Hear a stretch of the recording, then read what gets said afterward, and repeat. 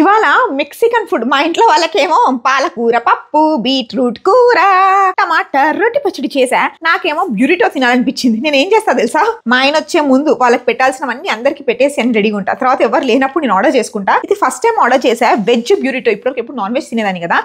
Veg బ్యూరిటోలో ఎలా ఉందంటే మనం కూడా ఇంట్లో ఒకసారి ట్రై చేద్దాం. ఇది ఆవకాయ లాగా ఉంది. ఇది వచ్చేసి టమాటా గ్రైండ్ చేస్తాం కదా అలా ఉంది. ఇది సోర్ క్రీమ్ అట. ఇది వచ్చేసి మనకి baby corn, stir vegetables, cucumber, zucchini, capsicum అన్ని ఉంటాయి. ఇది రాజ్మా, ఇది ఫ్లేవర్డ్ రైస్. ఇది ఆవకాయను, ఇది పప్పన్న లాగా ఉంది. ఇప్పుడు దీన్ని మిక్స్ చేయాలి. ఇది సోర్ క్రీమ్.